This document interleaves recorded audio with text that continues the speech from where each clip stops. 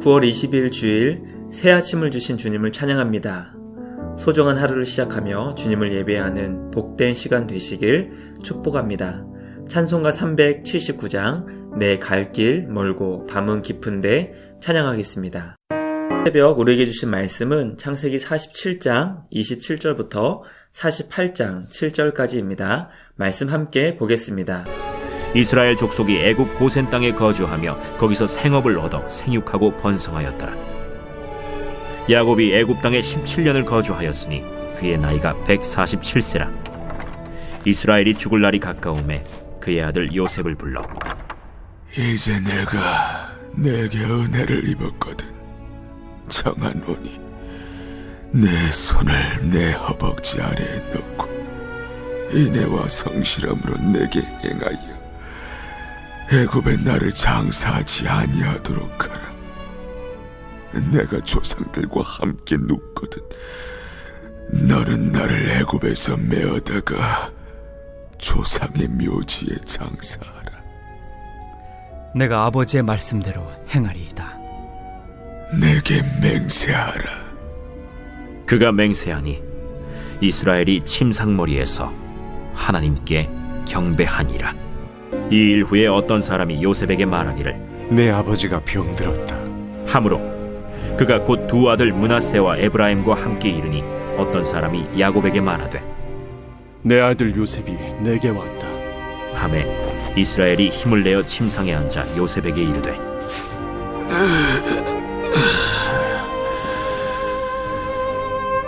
이전에 가나안 땅 루스에서 전능하신 하나님이 내게 나타나서 복을 주시며 내게 이르시되 내가 너로 생육하고 번성하게 하여 내게서 많은 백성이 나게 하고 내가 이 땅을 내 후손에게 주어 영원한 소유가 되게 하리라 하셨느니라. 내가 애굽으로 와서 내게 이르기 전에 애굽에서 내가 낳은 두 아들 에브라임과 므낫세는 내 것이라. 르우벤과 시므온처럼 내 것이 될 것이요 이들 후에 내 소생은 내 것이 될 것이며 그들의 유산은 그들의 형의 이름으로 함께 받으리라. 내게 대하여는 내가 이전에 밧단에서 올 때에 라헬이 나를 따르는 도중 가나안 땅에서 죽었는데 그곳은 에브랏까지 길이 아직도 먼 곳이라. 내가 거기서 그를 에브랏 길에 장사하였느니라. 에브랏은 곧 베들레헴이라. 말씀의 제목은 죽음을 앞두고입니다. 하나님의 사람은 인생의 마무리를 어떻게 해야 할까요? 성도는 죽음을 어떻게 준비해야 할까요? 오늘 우리에게 주신 말씀을 묵상하며 그리스도인은 죽음을 앞두고 생의 끝자락을 어떻게 준비해야 하는지 깨닫게 되는 복된 시간 되시길 소망합니다. 첫째, 성도는 하나님의 나라를 소망하며 죽음을 준비해야 합니다. 야곱은 요셉과 함께 애굽에서 부족함이 없는 삶을 살고 있었습니다. 날마다 애굽 왕 바로가 베풀어주는 음식을 먹으며 사람들이 부러워하는 삶을 살고 있었습니다. 어쩌면 야곱이 애굽에서 죽기를 바랬다면 왕이 직접 국장으로 장례를 준비했을 것입니다.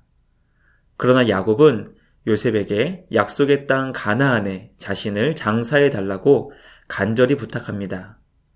가나안에 있는 막벨라 굴에 자신을 매장해 달라고 요셉에게 부탁하며 이것을 맹세하라고 합니다.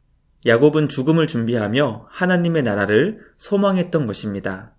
애굽에서의 삶이 화려하고 사람들이 부러워할 만한 것이라 해도 그것이 하나님 나라와 결코 비교할 수 없이 초라하다는 것을 야곱은 죽음을 준비하며 증명했습니다. 우리들도 하나님 나라를 소망하며 죽음을 준비했으면 좋겠습니다. 그 어떤 것과도 비교할 수 없이 영광스러운 하나님의 나라를 죽음을 준비하며 증명할 수 있는 우리 모두가 되길 소망합니다. 둘째, 약속의 말씀을 기억하며 죽음을 준비해야 합니다. 나이가 들며 기억이 희미해질 때 우리는 주님의 말씀을 듣고 읽으며 하나님의 약속을 기억해야 합니다. 야곱을 향한 하나님의 약속은 그를 통해 생육하고 번성하여 하나님의 백성들이 이 땅에 많아진다는 것이었습니다. 또한 약속의 땅 가나안을 그들에게 주셔서 영원한 소유가 되게 하신다는 것이었습니다. 그러므로 야곱은 죽음을 준비할 때 하나님의 약속의 말씀을 기억하며 가나안 땅에서 매장되길 원했습니다.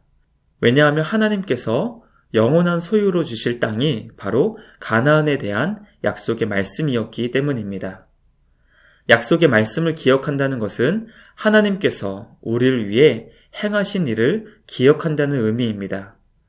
하나님께서 우리를 위해 예수 그리스도 안에서 행하신 일을 기억하며 죽음을 준비한다는 것입니다. 주님이 우리를 위해 베풀어 주신 놀라운 구원을 기억하며 죽음을 준비하는 우리 모두가 되길 간절히 소망합니다. 마지막 셋째, 자녀와 후손을 주님께 인도하며 죽음을 준비해야 합니다. 야곱은 요셉의 두 아들 므낫세와 에브라임을 입양하며 죽음을 준비했습니다.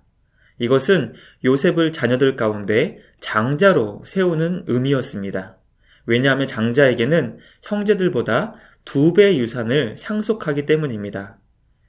요셉을 장자로 세운다는 것은 형제들 사이의 질서를 바로잡겠다는 것이며 동시에 자녀들과 후손들을 주님께 인도하기 위한 것이었습니다.